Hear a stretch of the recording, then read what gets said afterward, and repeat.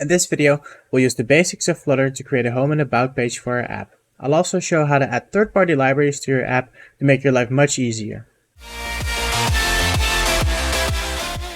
Hi guys, welcome to Copwork, where you learn to code apps, websites, backends, and games. If you're new to the channel, make sure to hit that subscribe button, and everything mentioned in this video will be linked in the description. So let's dive right into it.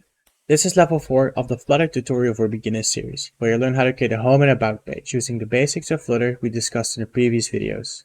And while we're making our homepage, I'll also show how to add third-party libraries to your app to make your life much easier when developing apps.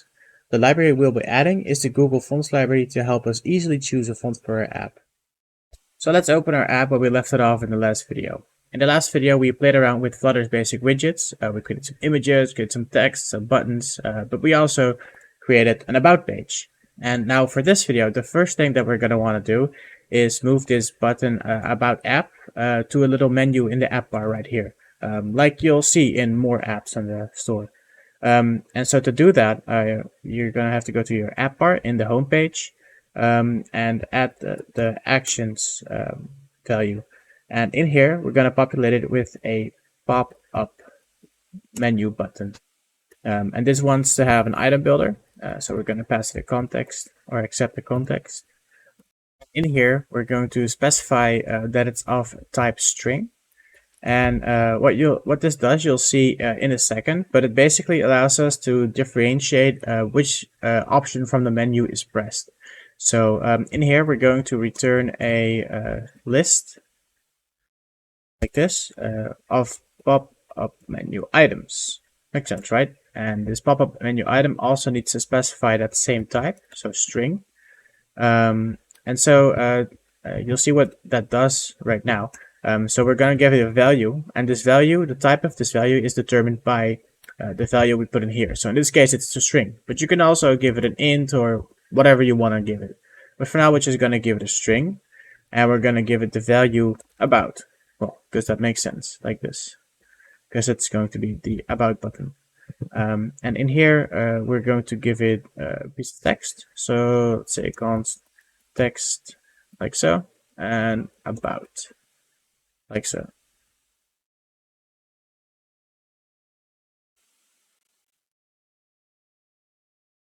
See what it complains about. Const like so. Yeah. And now if we save our app, you can see in the top right corner here, we have an about button like so. It's a little bit too much, like it overlaps here with the menu button. So in order to fix that, you can give this menu button, you can give it an offset. So let's say offset, and I give it an offset from direction. And there's only one direction we can go, which is down. So you have to fill 1 there. And so you can offset it by about 50, and then it should show below the menu item. And so now we also want to handle when we click this button. And to do that, we're going to use the value that we gave it here. So we say on selected, like so, which accepts value, and that value is going to be the value of the button that is selected. Right now we only have one menu item, so it could just be like value equals about, like so. We can call our on about pressed function and give it the context. And so the on about pressed function is the one we created last time to press our about button. So if we save this and we go ahead to a menu and click the about button, it should open the about page like we actually did with the about app button right here last time. So now you can go ahead and remove this button here, like so. And what we're also going to do is move this column out of this inner container thingy, because it's not that pretty. Like so. Just cut it to your clipboard and then remove this container. So here, I just paste it, save it, and then it's lifted out of that inner circle container. And now we can change the color from gray to white again, so it looks a bit better, like so. And in our column, we can also now clear out all these items from last time. And so now let's make a title for our app. So you can give it some text, so const text, like so, and let's say awesome location app. So, but this is a bit small, so let's also change that to be a bit bigger. So give it a text style and a font size. So the font size, let's make it 30, and let's also make it bold. So say font weight dot bold, like this. So that's pretty cool.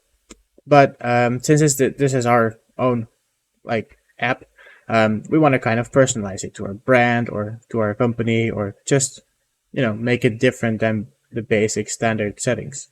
And so what we can do here is we can add a font to make it look a bit better. And there are two ways of adding fonts in Flutter. You can either do it via assets, but the way I prefer is by using Google Fonts, because Google Fonts has a library for Flutter that you can use, which I'll also do right now. And that will also show you guys. I'll also show you guys how to actually implement libraries in Flutter, so you can make your life a lot easier by just using code that other people already wrote. So first, let's choose a font. So you can go to fonts.google.com here. And the font I like a lot from Google Font is the Poppins font, this one.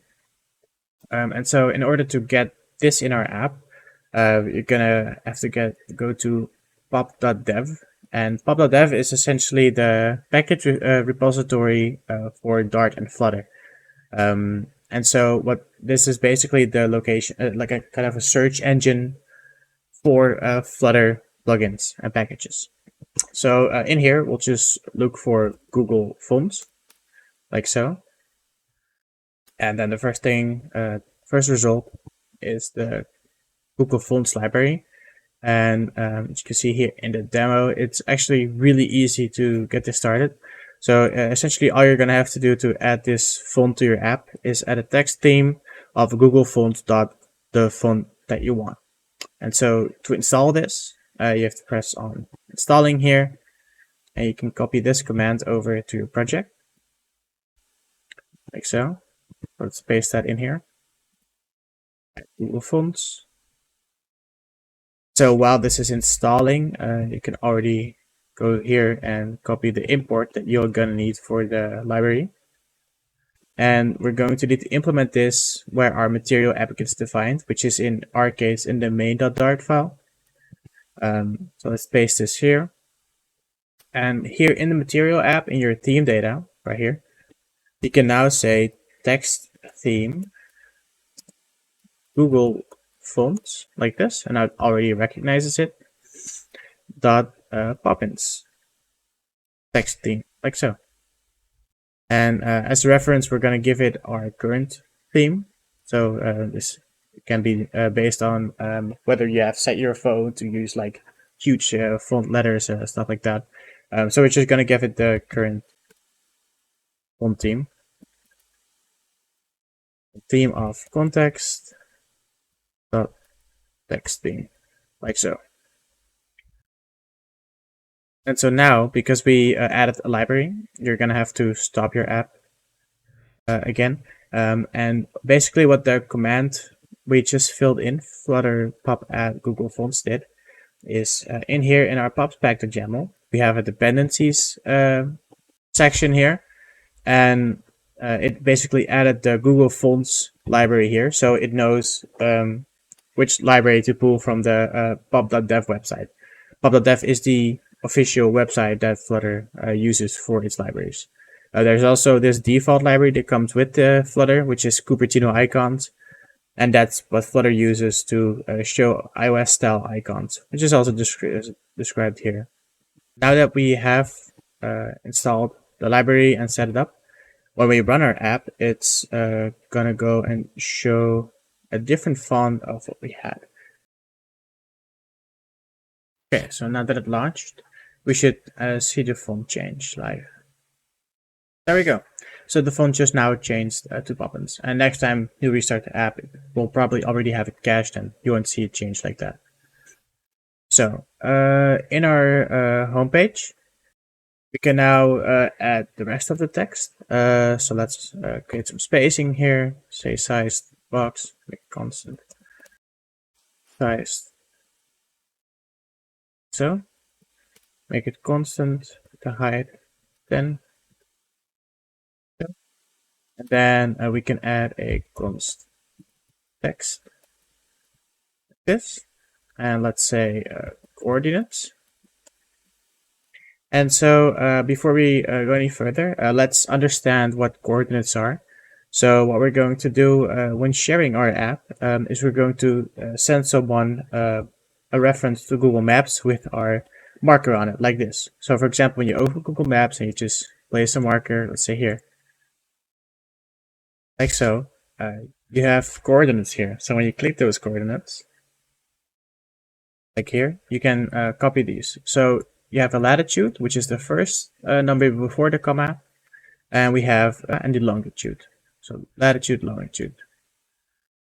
And so what you can do with these numbers is if you copy them, you can like always look them up on Google Maps, and that's how you essentially share your location with Google Maps. So every location on the world map has coordinates. So whenever we, for example, go here and we just select this one, in order to get back to the previous coordinates we had, all we have to do is type them here in the search box, press search, and it's going to have exactly that location that we copied just now and paste it into a map. So essentially, when you're sending someone your location, you want to send them a Google Maps link. So what we're going to do is we have the maps.google.com here, and what you can do is you can say $Q equals coordinates. And what it's going to do is it's going to give you a URL to exactly your coordinates. So that's essentially what we're going to do with this app. And so to fetch these coordinates, we're going to use the GPS of your mobile phone. So let's create a piece of text here which will show the coordinates so we can see them before sending them. So let's say coordinates. For now, it's going to be a placeholder like this. Like so. So now we have our basic homepage view. And also when you have your location app and you move around, you want to be able to update these coordinates. So let's also make a button that will refresh your location based on the latest data from your GPS chip. And so what we're going to do here is the actions of your app bar. We're going to create an icon button. So let's say icon button. Like so. Pressed. These are empty for now. We'll give it an icon. So icon. Refresh. So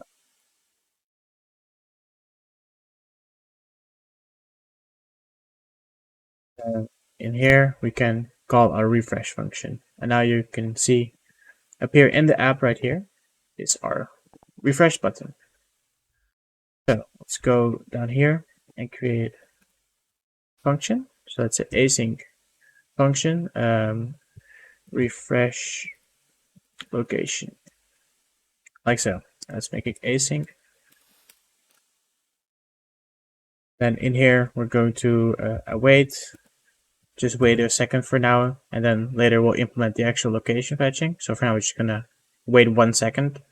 Future wait duration, and so for a duration of 1 second, like this. So this function will wait a second and then it will end. And what you'll notice immediately is that we can't really do anything right now. So let's say refresh location here real quick. But if you were to want to create a loading indicator right now, we won't be able to do that. Why? Because we can't update the state of this widget, because this is a stateless widget. And so let's go ahead and transform this into a stateful widget so we can actually do that. So we change stateless widget to stateful widget. like this. And this allows us to call the setState function, which we will need to update the layout of this widget. So create a stateful widget. And then down here, we have to create a state for this widget. So say class page state, like so. Extends state, give it our home page, like this. And then you can copy everything from here. So all the way from here, about pressed, all the way up until your bold function, but not the rest. And then cut it and paste it in here. And then in our actual homepage here, instead of the build function, you now need the create state function, like this. And now we say return, and then we make a new state instance, like this. There we have it, a stateful widget. And now what you can do is you can create a boolean here. So let's say loading. Let's make it false by default because we're not loading by default. And then in this refresh location button, we can now call the setState function. So the setState function is only available in stateful widgets. Now we can say loading is true. Wait a second, and then say loading is false. And so later we're gonna actually add replace this with actually fetching the location from the GPS of your phone. And now let's make a visualizer for this. So let's say if not loading. So if it's not loading, then we go to text, and if it's loading, we show a progress indicator, a circular progress indicator, like so. And so now when we press this button, it's going to load for 1 second. Now what we can do, because we don't want people to press the button while it's loading, is we can even, instead of, yes, we can say loading, then return null, and otherwise return the function.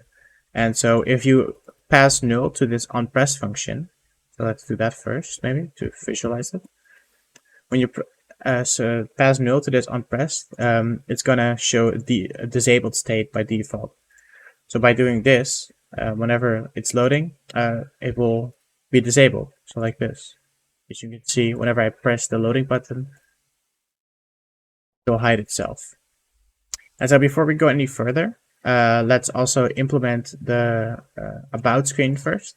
So in the about screen, you can implement some basic info about the developer, about your company, stuff like that. Because you gotta give proper credit where due, of course. You worked hard on this app.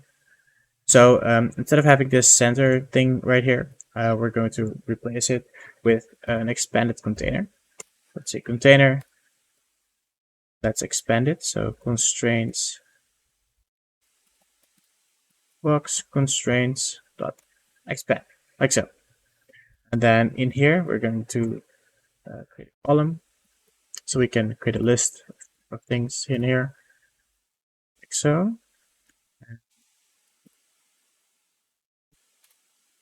Let's start by saying const text, and then developed by, and in this case, create text cop work.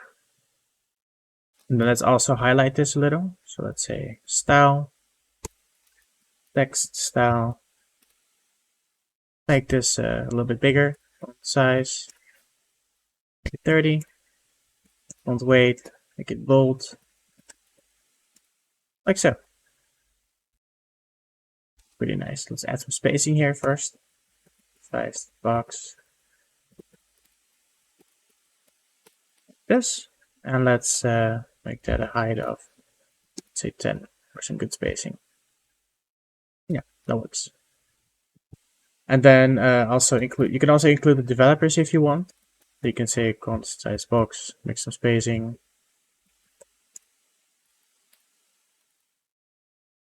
Then let's developers, so const text developers for example, you can basically add anything you want in here.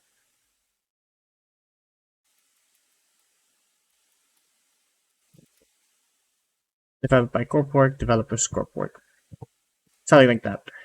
And but what's also useful in the about page is to leave some contact details for people to contact you about your app. So in case they find a bug or they want to request a feature or just say thanks.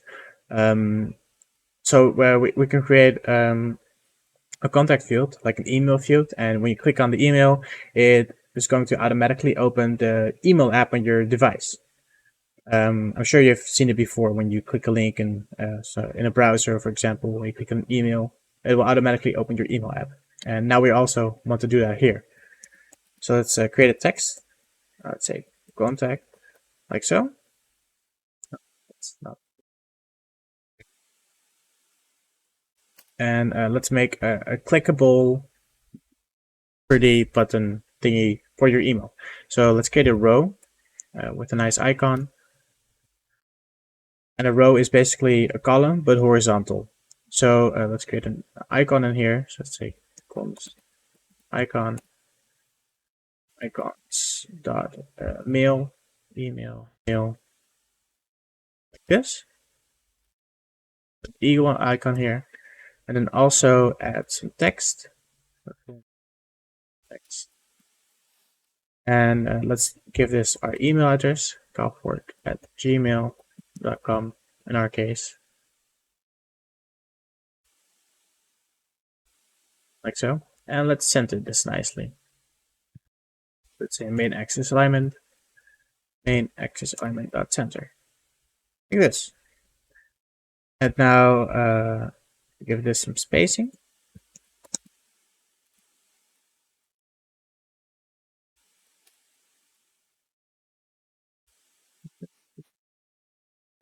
Not too much. Like so.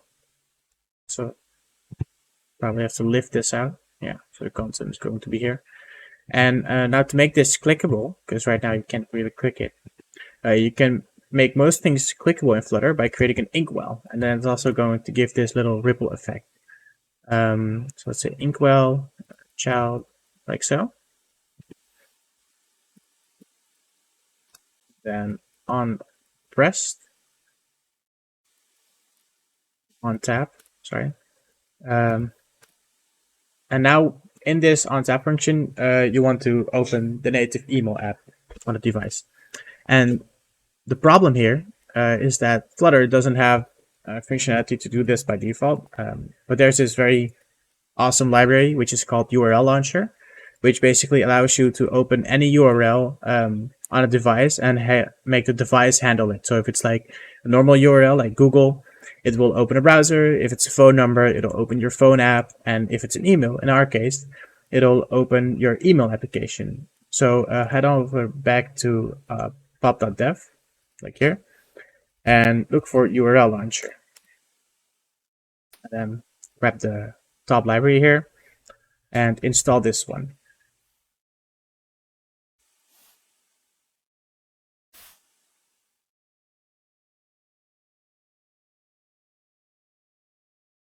Like so. Install this. So in the documentation here, it also gives you the import immediately. So you can already, while it's installing, import it. The about page here. And to use this library, all you have to do is say launch URL. So we say launch URL like this.